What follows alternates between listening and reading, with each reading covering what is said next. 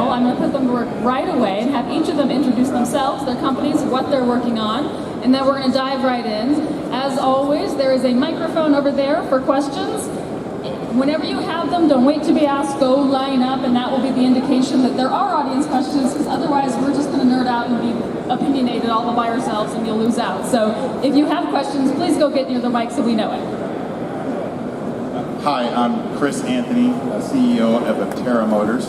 We're building amazing solar-powered transportation. Yeah, and no enthusiasts here at the show for you guys whatsoever. It's been an amazing show. It's been great to see how people have reacted to our product here. It's the first show we've done, so it's just great. Hi, my name is Lihang. I'm the founder and CEO of Nimbus. We're building a very small electric vehicle, three-wheel, two-seater. And it's right over there, so you can go see it after the panel. Corner, yep. Hi, my name is Kevin Pavlov. I'm the CEO of ElectraMeccanica. We've got, our vehicle is out in production. It's the Solo, and we have a couple more things coming right behind it in the very near future, so stay tuned. And you guys brought out an entire fleet to drive yesterday. That's right, you get to drive the fleet, so stop by if you haven't driven one. It'll put a smile on your face and give you a good feel of what's coming. Absolutely. So I have cautioned these guys, because every one of them is on another panel in a little while with Nikki all about efficiency, that we're not going to nerd out only about efficiency on this one, so it's not too redundant. So I'm curious, each of you are working on different types of three-wheeled vehicles. You're sort of trying to cross two chasms in one jump. We're trying to get people into EVs, but then also a whole new style of vehicle. What's been the biggest challenge you've encountered along the way? Jump in, don't be shy. Yeah, you know, Aptera looks very different than typical transportation, which I think is, you know, the same thing for a lot of right-sized mobility nowadays. So to get people comfortable with the idea of, you know, it doesn't have to look like a sedan to meet your daily driving needs is something that, you know, we come across all the time. They also, you know, have questions about anything that's different. You know, they have questions on, you know, comfort, safety, and general vehicle performance just because it looks different. So we have to do a lot of educating people that, hey, just because it looks different doesn't mean you can't pack a lot of stuff in it. And just because it looks different doesn't mean that it can't get you to and from work every day in a very safe manner. So I think for us, it's just an education to help people understand that just because it looks different doesn't mean it's bad. Yeah, does anybody know what the best-selling EV in the US was last year? It's an electric bike. So I think if you make the vehicle, you know, compelling enough and more convenient and, you know, lower price, I think people are willing to use something that's a lot smaller. So I want to answer your question in two pieces for ElectraMeccanica. Number one, everybody on this stage, a lot of these other folks, we're making another answer. But at ElectraMeccanica, the challenge is not, are we making an electric vehicle? We're just not competing with vehicles that used to be gasoline cars and are trying to be converted to electric vehicles.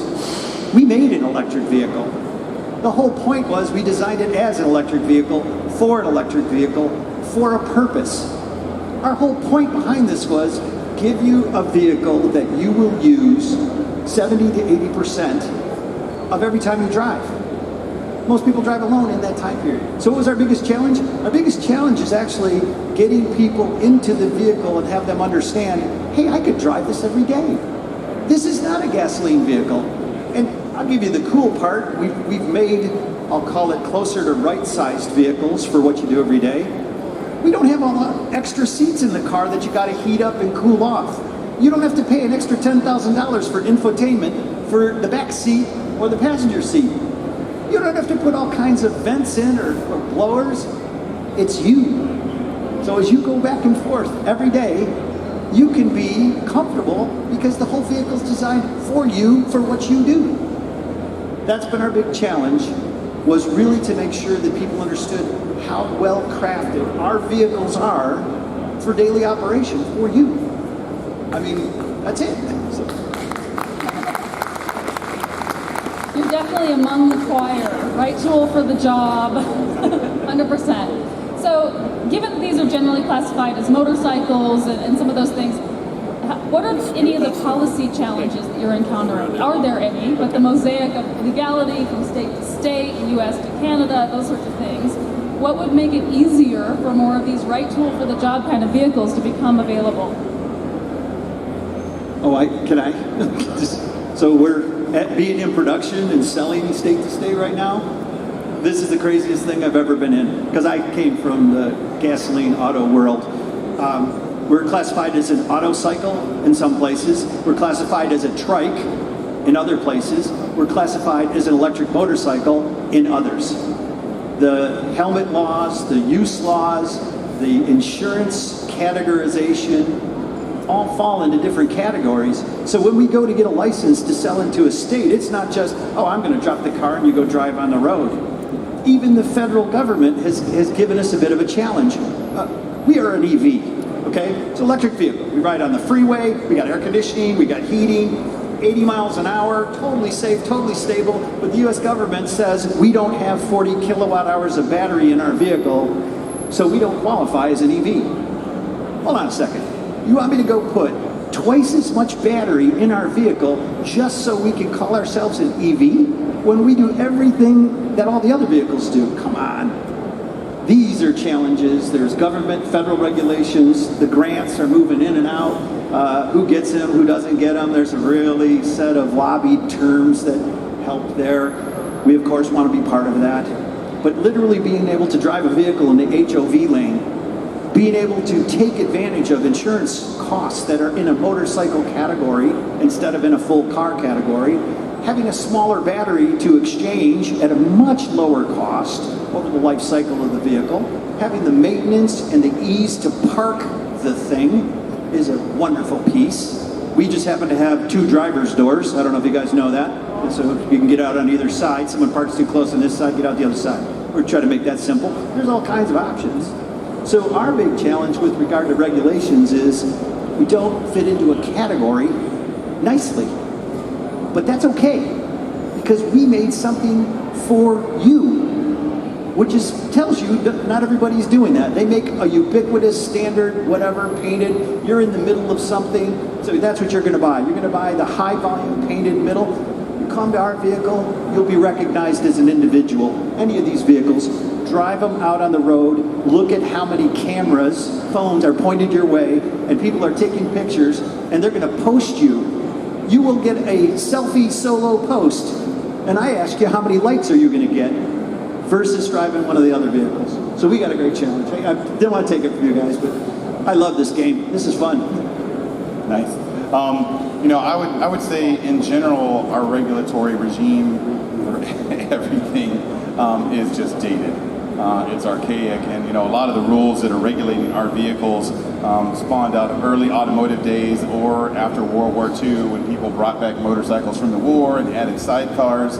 Now you have 3 wheels, so they came up with a whole regulatory regime for things that have 3 wheels just because of that whole motorcycle trend after World War II. So I think regulators just need to have a fresh look at where transportation is going and how we're using our energy, and I think people are getting more sensitive about it because states like California want an all-electric vehicle fleet by 2035. States like Washington want an all-electric vehicle fleet by 2030. That means people are going to have to start moving. Politicians are going to have to start moving. They're going to have to start pushing dollars into areas that are going to make a difference. And hopefully, along with that, becomes some regulatory changes that make it easier to sell. You know, some vehicles that we see in Europe and Asia, which are amazing, and you're like, gosh, why don't we have those vehicles in America? It's because they don't really fit into the regulatory regimes that we have here, so they can't bring some of the very cool vehicles that you see in China and parts of Asia and Europe that you're like, gosh, I would love to have that thing and drive that, you know, 2 or 3 times a week. Just doesn't exist here. So hopefully we evolve. Looks like we're evolving slowly.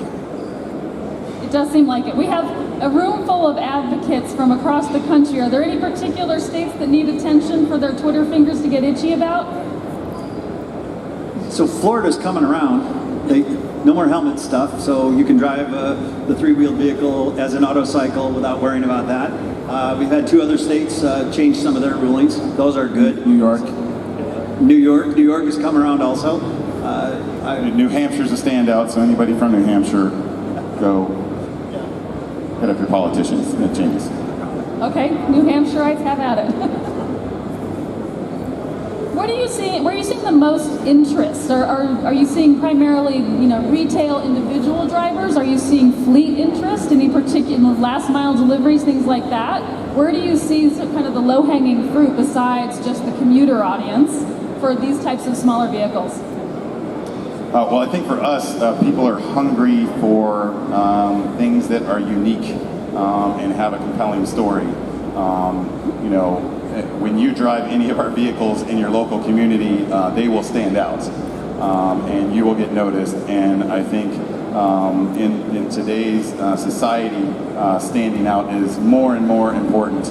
And buying unique vehicles that also make a statement is something that we see every day at Aptera. Yeah, I think for us it's consumers, but also fleet owners as well. So we have, we're working with shared vehicle operators that, people that usually operate scooters and smaller vehicles that, are interested in using our vehicles because it's weatherproof and has more range and it's more comfortable.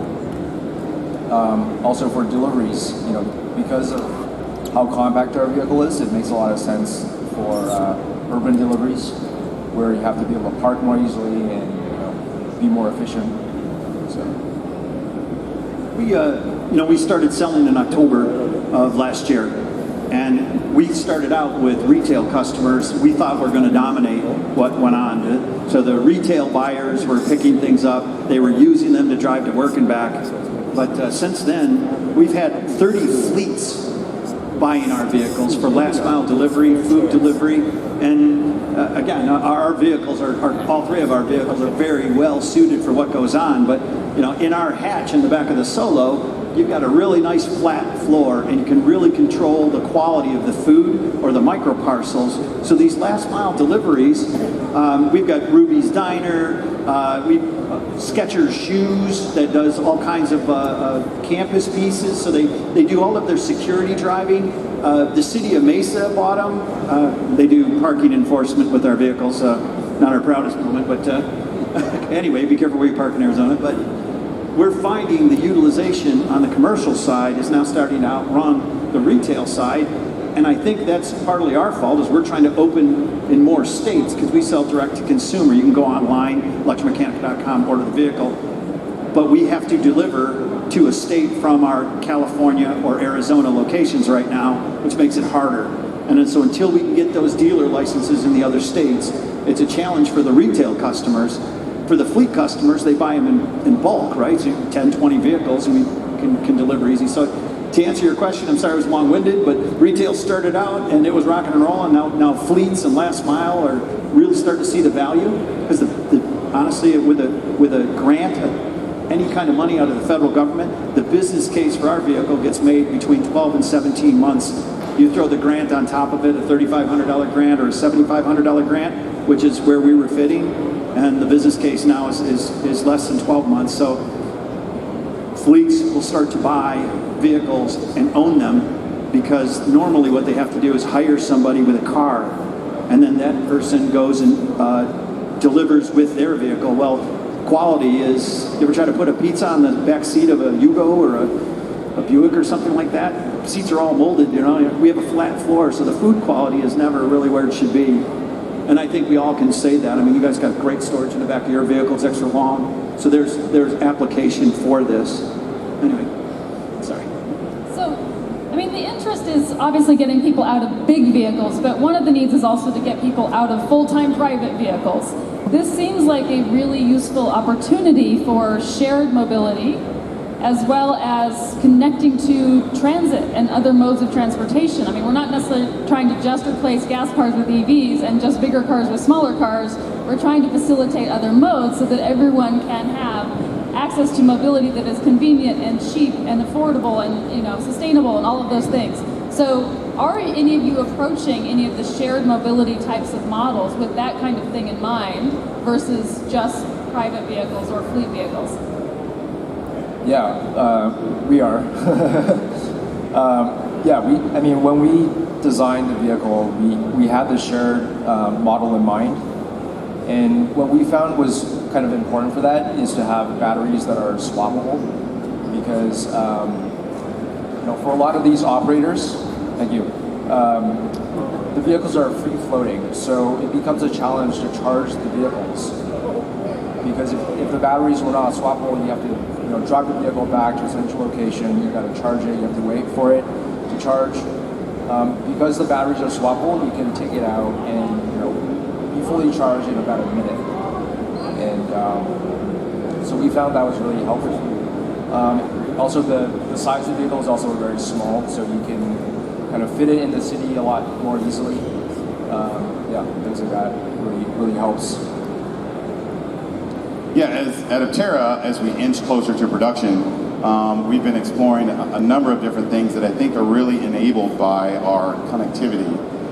Having always connected vehicles and scooters and your apps to hop on trains will hopefully one day make it very easy to take a trip to see grandma, but use several different modes of transportation to get there. I can see someone, hopping on a train and then hopping in one of our vehicles and then maybe hopping on a scooter to make the last leg of their journey. But I think that's all enabled by, the app, to be able to share your vehicle with someone else just through your app. I can make my Aptera available to anyone. It's parked on the street. Somebody can reserve my vehicle, go up with their app, open the Aptera, get in the vehicle, drive to their next destination, and it's all taken care of. I think those types of things will hopefully spawn more and more over the years. And I think also there's a whole spectrum of electric vehicles in here, and hopefully they all play into that to make the world more efficient and easier to get around in. There's some really neat pieces of infrastructure that are happening right now, and I'm going to answer because we're working with municipalities. But let me do the infrastructure piece. How many of you have ever seen the compact vehicle only parking space? Yeah. So people are doing that so they can get more parking. Smaller businesses are doing that so they can park more vehicles.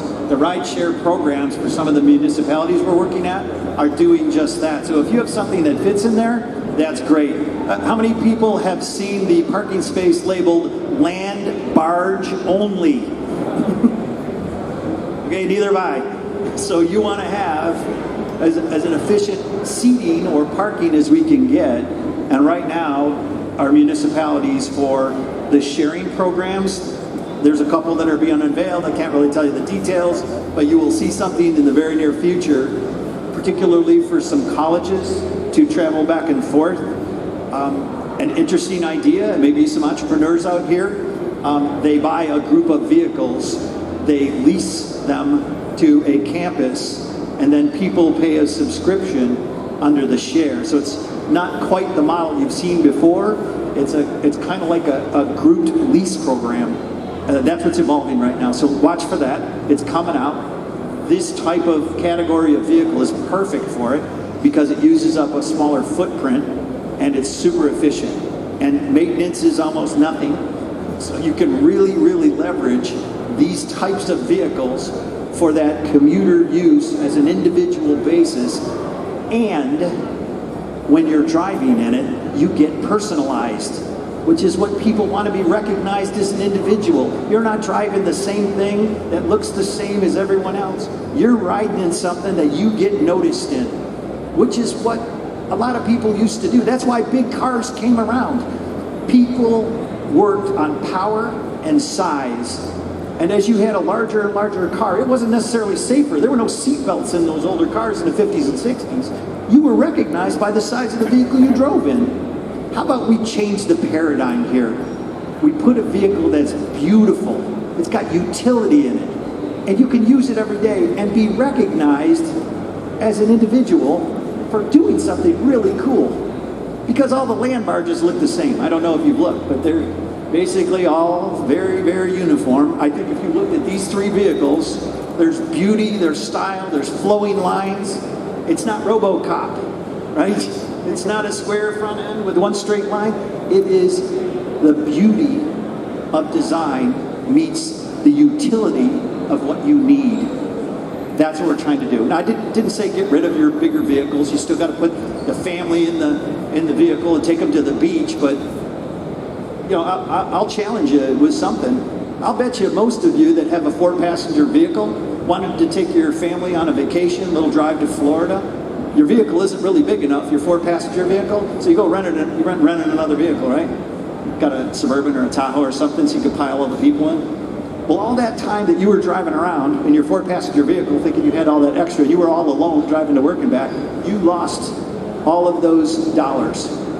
And the one time you really needed it as a 4-passenger, it wasn't big enough for you. So here's what I suggest. Drive what you need, the right size vehicle for the right period of time, and then just go rent the thing that you need, because you only do it once a week. If you did it once a year, you needed it for a week. The rest of the time, drive our stuff, because it fits. I don't know, I've seen a Solo with a surfboard on top, so I know at least one guy has taken his to the beach. Questions? Is this thing on? Yes, it is.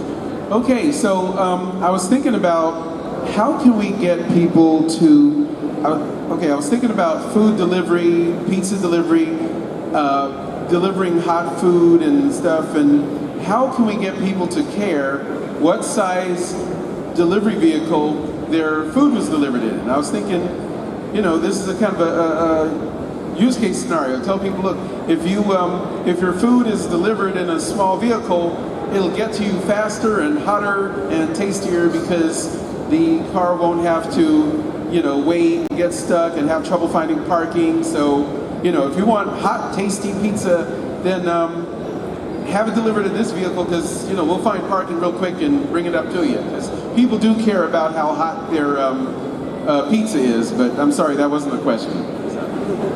No, maybe I can touch for you. I mentioned it just a few minutes ago. So Ruby's Diner, one of our customers right now, if you're down to Mission Viejo, I'm sure you've seen it. They got the wrap vehicle. That vehicle is running a standard size vehicle. We have cargo vehicles. Our cargo vehicle will hold 12 full-size pizzas in a bag, 4 2-liter bottles of Coke, and 2 salads. And they're all on a flat platform with a thermally separated hot stuff on the top, cold stuff below. The quality of those things means you have a choice. So you can buy a standard vehicle or you can buy the custom designed cargo type vehicle. It's there today, and I'm telling you, security guards, delivery, they are seeing this value. It's happening now. And the more you look out there, you'll see vehicles wrapped with Mountain Mike's Pizza and other folks that have the right idea. Which, I don't know if you're familiar with the sandwich shop. They also ride around, yellow vehicle, beautifully wrapped. They got a Solo also. When they're bringing their vehicles in, we actually have a little holder that sits on a perfectly flat platform, so the quality of the food is one of the top things they look at. So hopefully I answered your questions, and hopefully more and more as you receive deliveries of high quality food, you'll say, hey, wow, it was in that vehicle. Probably a Solo, maybe it's a cargo, who knows? Now I'm hungry for pizza. Right. Thanks. Get right up on the mic, please. I have come into a couple things with small vehicles, and the main one is applications in like rural areas where you might need a big vehicle because, say, your road's not developed, or you need to take 1 ton of hay back to your farm to feed animals.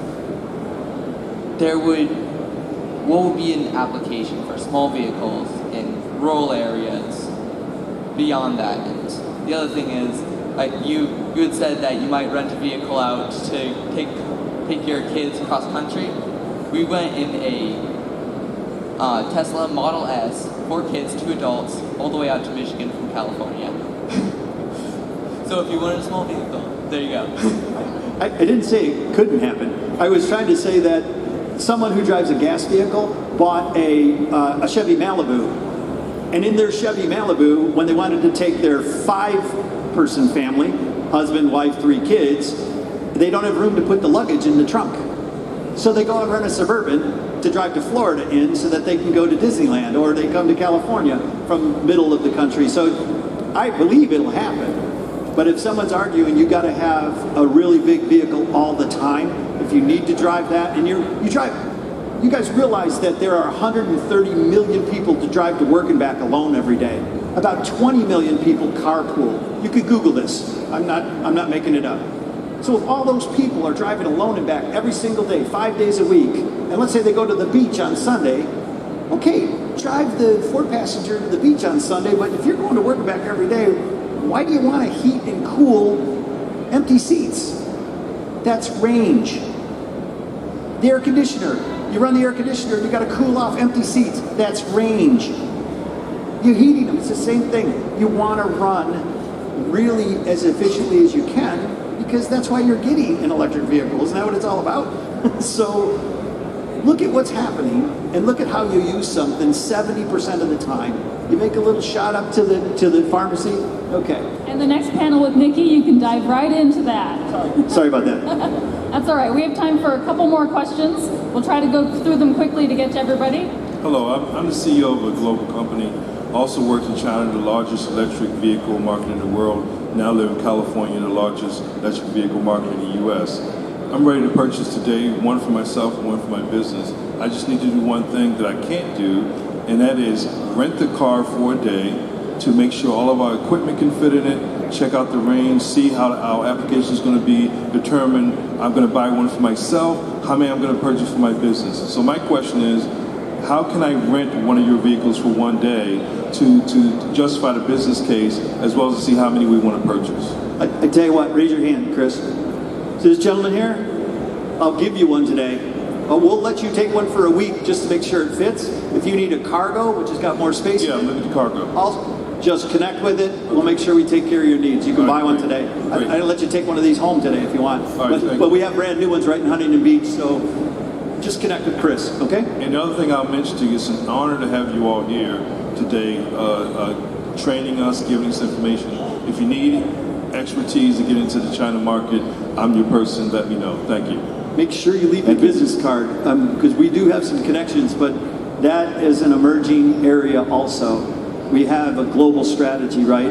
We have an APAC strategy at ElectraMeccanica. We have a US, which is North America, Canada, we've got Canada and Mexico, and then we've got a European strategy. So the whole idea is to touch point on where these needs are and fill the needs.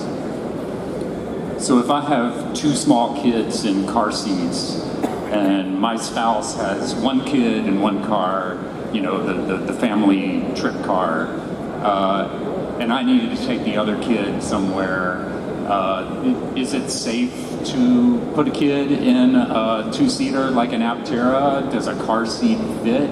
Are there regulation problems with that? Yeah, I think it's the same issue for all three of our vehicles, that we're classified as a motorcycle, and oddly enough, you can ride a motorcycle with your child in your lap and a person behind you, which seems a bit crazy, but you can. And it's another example of the regulations just being kind of archaic. There's certainly the ability to latch a car seat in the passenger seat or the rear seat of any of our vehicles, but there's not a lot of regulations around it, so it's really up to us to decide and for you to decide how you use those vehicles. Obviously, we all have a very safe vehicle, so they would be appropriate to take your family, your children, your grandma, whatever. I hear that as yes. Yes.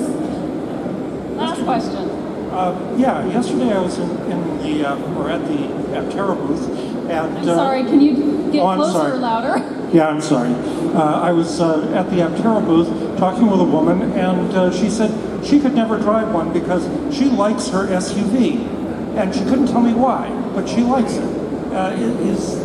Is there some way to defeat that? Is there some way to argue that? I think all of us would probably echo, and I'm sure you guys have comments, that our vehicles are not for everyone. And, I'm from the South, and I have a lot of relatives back home that would never put their bodies in a three-wheeled vehicle or anything that looks unstandard. So I think, part of the beauty of what we're doing and creating is, different types of mobility for different types of people. And as these mobility devices become more popular, they will become more familiar and more people will embrace them.